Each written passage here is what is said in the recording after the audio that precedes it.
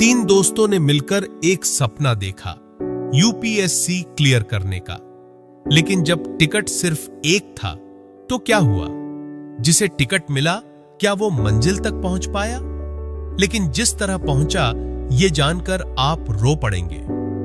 बिहार के पश्चिमी छोर पर बसा एक छोटा सा गांव था, राजापुर। यहां की गलियां कच्ची थीं, लेकिन सपने पक्के।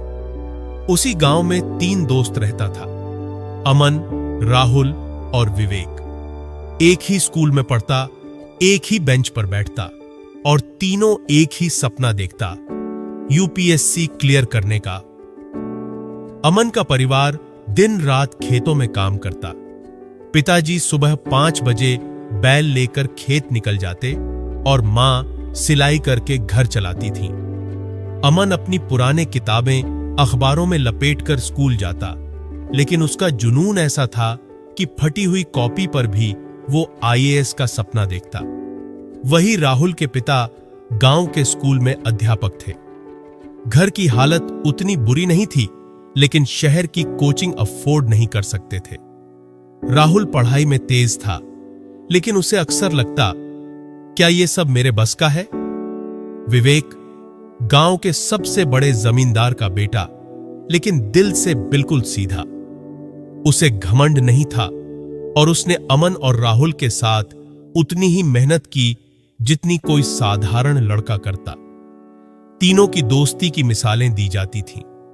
10वीं की परीक्षा पास करते ही गांव में हलचल मच गई। तीनों दोस्तों ने अच्छे नंबर लाए थे, लेकिन अब अगला पड़ाव था पटना, जहां अच्छे कॉलेज और कोचिंग थे। पर सवाल था पैसों का। अमन के पिता ने अपनी एक गाय बेच दी ताकि उसका दाखिला पटना के इंटर कॉलेज में हो सके। राहुल की मां ने अपने सारे गहने गिरवी रख दिए। विवेक को तो पैसों की जरूरत नहीं था, लेकिन उसने कहा, मैं अपने दोस्तों के बिना नहीं जाऊंगा। हम तीनों साथ चलेंगे, नहीं तो कोई नहीं जाएगा। तीनों पटना पहुंचे। एक छोटे से कमरे में 3 चटाइयां बिछीं, दीवारों पर 3 मोटिवेशनल कोट्स टांगे गए और फिर शुरू हुआ असली संघर्ष। पटना में जिंदगी आसान नहीं था। अमन दिन में कोचिंग करता, रात में होटल में बर्तन धोता। राहुल बच्चों को ट्यूशन पढ़ाता और फिर खुद की पढ़ाई करता। विवेक को पैसों की चिंता नहीं थी, लेकिन वो अपने दोस्तों से ज्यादा खर्च नहीं करवाता। एक दिन राहुल ने थक हार कर कहा, शायद ये रास्ता हमारे लिए नहीं है। कभी कभी लगता है कि भगवान अमीरों को ही चुनता है। तब अमन ने कहा, भगवान नहीं चुनता, हम खुद तय करते हैं कि किस मंजिल के लायक हैं। उनके बीच में एक वादा बना, जब यूपीएससी का फॉर्म निकलेगा, हम तीनों साथ बैठेंगे, साथ भरेंगे, और अगर सीट एक हो तो जो सबसे ज्यादा तैयारी करेगा वही जाएगा। तीनों ने मेहनत की हदें पार कर दी। लेकिन जब यूपीएससी का फॉर्म भरने का आखिरी दिन आया, एक दुखद सच्चाई सामने आई। पैसों की तंगी और सिस्टम की गड़बड़ियों के कारण सिर्फ एक ही टिकट मिल सका, दिल्ली की कोचिंग के लिए। तीनों चुप थे। टिकट अमन के हाथ में था, लेकिन उसने कहा, मैं नहीं जाऊंगा, तुम में से कोई एक जाओ। राहुल ने कहा, मैं भी नहीं जाऊंगा। विवेक, तेरा रिजल्ट सबसे अच्छा है, तू जा। लेकिन विवेक ने वो टिकट फाड़ने ही वाला था कि अमन ने रोक लिया और बोला, विवेक, तेरा सपना हमारा सपना है। अगर तू जाएगा तो समझा हम तीनों गए। विवेक चला गया, लेकिन उसने वादा किया, अगर मुझे सफलता मिली तो मैं लौटकर सबसे पहले अपने इन दोनों दोस्तों के लिए ही कुछ करूंगा। विवेक दिल्ली आ चुका था। भीड़, शोर, प्रतियोगिता, सब कुछ नया और भारी था। लेकिन उसकी जेब में जो एक पुराना कागज था, वही उसकी ताकत बन गया। उस पर लिखा था, हम 3 नहीं हैं, हम एक हैं। जहां एक पहुंचेगा वहां तीनों की जीत होगी। विवेक ने कोचिंग शुरू की। लेकिन दिल्ली में हर कदम मुश्किल था। हर कोने में हजारों सपने एक दूसरे से टकरा रहे थे। कोचिंग में पढ़ाई आसान नहीं थी। टॉपिक समझना, नोट्स बनाना, फिर खुद से सवाल पूछना। कभी कभी वह थककर रोने लगता, लेकिन जब भी हिम्मत टूटता, वह पटना से मिले अपने दोस्तों के ऑडियो मैसेज सुनता, जहां अमन बर्तन धोते हुए कहता, भाई तू बस पढ़, मेरी मेहनत तभी सफल होगा जब तू इंटरव्यू रूम तक पहुंचेगा। इधर पटना में अमन और राहुल अपनी लड़ाई लड़ रहे थे। अमन ने अब होटल में बर्तन धोने के साथ साथ रात की सफाई का काम भी पकड़ लिया था। राहुल ने बच्चों के साथ साथ अब कॉलेज स्टूडेंट्स को भी ट्यूशन देना शुरू किया।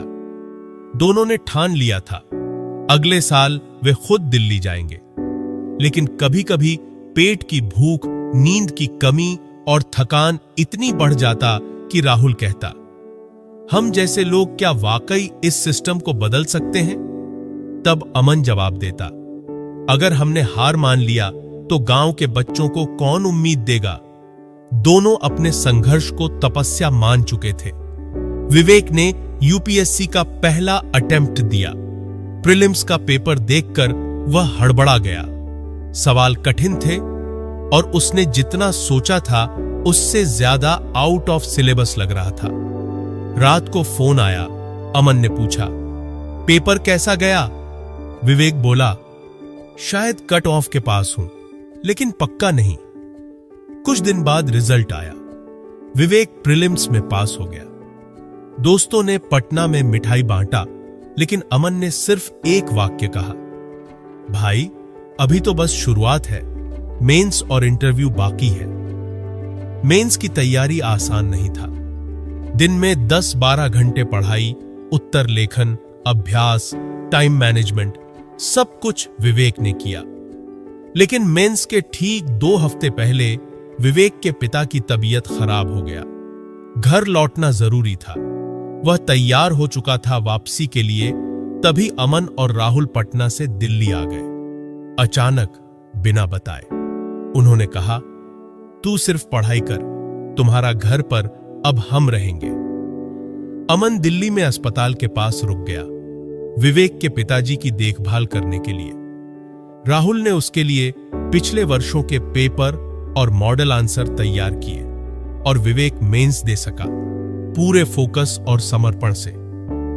कुछ महीने बाद जब रिजल्ट आया, विवेक का रिजल्ट था ऑल इंडिया रैंक 11। गांव में ढोल बजाए गए। लोग कहने लगे, जमींदार का बेटा आईएएस बन गया। लेकिन विवेक मंच पर गया और कहा, मैं अकेला नहीं हूं, मेरे साथ 2 और आईएएस हैं, अमन और राहुल।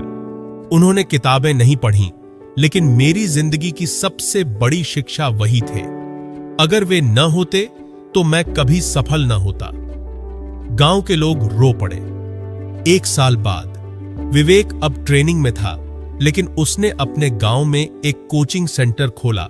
कोचिंग का नाम दिया 3 दोस्तों का पाठशाला। अमन अब उसी कोचिंग में गरीब बच्चों को पढ़ाता है। राहुल ने 2 साल बाद यूपीएससी निकाल लिया, ऑल इंडिया रैंक 97 लाकर। तीनों अब अलग अलग पोस्टिंग में हैं, लेकिन महीने में एक बार गांव जरूर आते हैं। जहां उनकी पहली क्लास शुरू हुई थी, उसी पेड़ के नीचे अब गांव के सैकड़ों बच्चे बैठकर सपना देखते हैं। सपने अकेले नहीं देखे जाते। जो सपना दोस्तों के साथ बंधता है, वही सच्चा और सबसे बड़ा होता है। 3 दोस्तों की यह कहानी आपको दोस्ती पर गर्व करना सिखाता है। अगर आपको यह कहानी अच्छा लगा हो तो अपने दोस्तों के पास शेयर जरूर करें और कमेंट में 3 लाल दिल जरूर भेज दीजिएगा।